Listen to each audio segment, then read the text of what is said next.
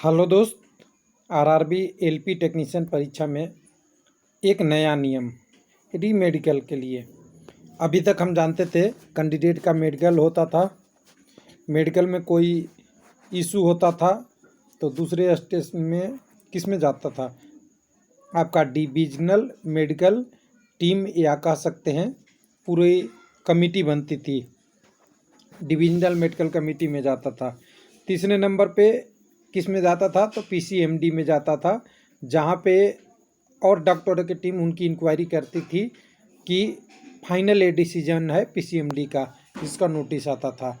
लेकिन अब एक नया नियम विद्यार्थी का फेवर में है या अनफेवर में है, इसको थोड़ी सी जांच करेंगे। एम्स पीजीआई और पीजीआईएमएर, एम्स दिल्ली, पीजीआई और पीजीआईएम एर ये आपका चंडीगढ़ का है। यहाँ रेफर किया है कैंडिडेट को, हालांकि कैंडिडेटों की संख्या 2 से 3 ही है, लेकिन एक नया एग्जाम्पल सेट हो रहा है कि ये कैंडिडेट का फेवर कर रहे हैं या नहीं कर रहे हैं। तो यहाँ 2 पोस्ट के लिए एलपी मेडिकल का रिजल्ट आया है आज, री मेडिकल रिजल्ट कह सकते हैं। एलपी टेक्नीशियन और जेई का, जेई में 3 कैंडिडेट और एलपी में 12 कैंडिडेट थे, उसमें कुछ कैंडिडेट फिट भी पाए गए हैं। सबकी स्टेटस देखेंगे। तो चलिए आरआरबी रांची पे चलेंगे, वेबसाइट पे ही। बिना वेबसाइट का तो न्यूज़पेपर दिखाने का मेरा इरादा नहीं, ओरिजिनल वेबसाइट पे ही सारा डिटेल आती है। तो आज तारीख आप देखेंगे होंगे सुनहरे कलरों में 29/7 और 29/7 आपको दिख रहा होगा। तो यहाँ पे एलपी टेक्नीशियन एग्जामिनेशन का री मेडिकल स्टेटस आया है, जो अभी कुछ दिन पहले हुई थी, और दूसरी री मेडिकल। हालांकि इससे पहले भी री मेडिकल आ चुका है, ध्यान दीजिएगा, ये री मेडिकल पहली बार नहीं आया है, इससे पहले भी आया था। अब इसको ओपन करेंगे तो आपके पास 2 नोटिस खुल जाएगा। तो मैं पहले नोटिस खोल लेता हूँ जेई वाला के लिए। तो जेई वाला नोटिस खोलेंगे तो यहाँ देखिए 3 कैंडिडेट थे। आप जानते ही हैं आरआरबी रांची 2 जून का वैकेंसी कवर करता है, एक आपका साउथ ईस्टर्न रेलवे और दूसरा ईसीआर जो आपका ईस्ट पूर्व मध्य रेलवे है, उसके धनबाद डिवीज़न के आसपास वाले एरिया को। तो यहाँ पे देखिए एक कैंडिडेट पहले A3 और B1 में अनफिट थे, यहाँ पे फिट कर दिया गया है। तो ये कैंडिडेट हैं कौन, राजन कुमार पासवान जी, इनको फिट कर दिया गया है, इनको आगे जॉब दी जाएगी। दूसरा कैंडिडेट ऐसे हैं जो अनफिट थे, इनको B1 में तो फिट किया गया, लेकिन A3 में अनफिट अभी भी हैं। उसके बाद तीसरा कैंडिडेट यहाँ से हैं जिनको A3 से B1 तक सब में अनफिट कर दिए हैं।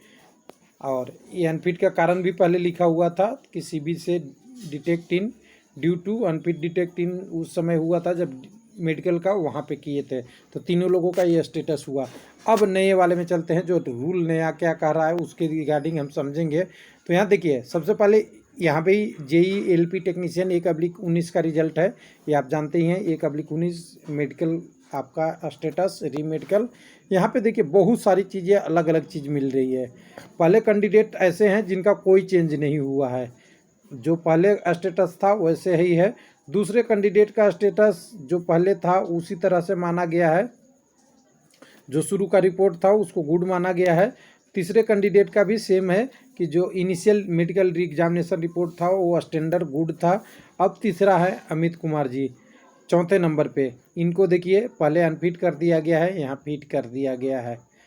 तो एक कैंडिडेट को बधाई। उसके बाद अगला कैंडिडेट जिसमें आप देख सकते हैं प्रीत कुमार रवि हैं, सॉरी।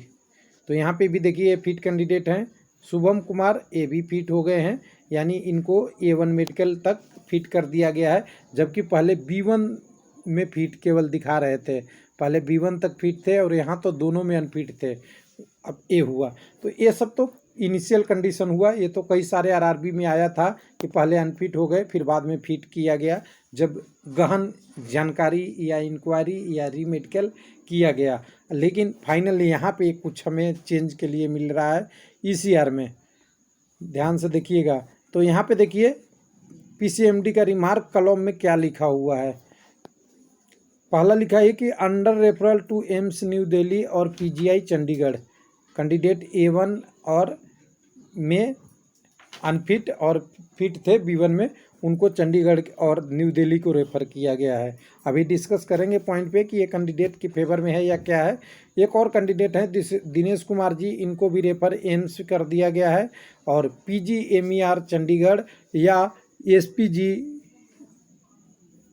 MIS लखनऊ रेफ़र किया गया है। इनमें से कोई एक जगह पे जा सकते हैं। अब एक कैंडिडेट के फेवर में है या अगेंस्ट में है, तो ध्यान दीजिएगा। कई लोग बोलते थे कि मैंने लेसिक करवा लिया या कुछ ऐसी प्रॉब्लम जो आपकी रेलवे की हॉस्पिटल में अवेलेबल नहीं है, उसकी जांच नहीं की जा सकती है, कुछ न कुछ सस्पेंस है और उसमें बहुत स्पेशलिस्ट की ज़रूरत है, वैसे लोगों को आगे रेफ़र कर दिया जा रहा है। जनरली ये रेलवे नहीं करता था, अगर डिटेक्ट होता था तो उनको अनफिट कर देता था। जनरल केस है, एक सामान्य घटना है, लेकिन टेक्नोलॉजी है इसलिए इन्होंने आगे रेफ़र कर लिया कि आपकी कंडीशन क्या हो सकती है। हो सकता है आपकी आई से रिलेटेड कोई इशू हो, क्योंकि आई का ही मेडिकल में फिट किया जाता है।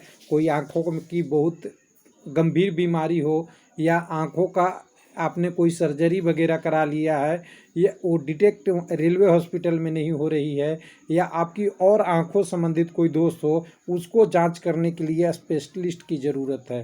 उन स्पेशलिस्ट के लिए ये कह सकते हैं कि कैंडिडेट के फेवर में है अगर ये सही है कैंडिडेट।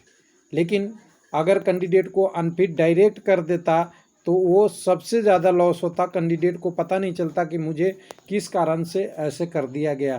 तो यहाँ पे थोड़ा सा चांस दिया है, जो कैंडिडेट अगर इसमें सूटेबल होंगे उनको यहाँ की रेफ़र की मेडिकल के वैलिड माना जाएगा, वहाँ से जो सर्टिफिकेट मिलेगा, उनको पेपर मिलेगा, उसी को वैलिड माना जाएगा। अब PCMD से भी ऊपर रेफ़र हो गया। तो चलिए एक नया एग्जाम्पल सबके लिए हो सकता है फ्यूचर में ये इसका बेनिफिट लोगों को हो कि जिनकी सस्पेंस वाली केस है रेलवे मेडिकल में, अच्छे जगह पे जांच होने से कुछ क्लियर हो जाए। थैंक यू, धन्यवाद।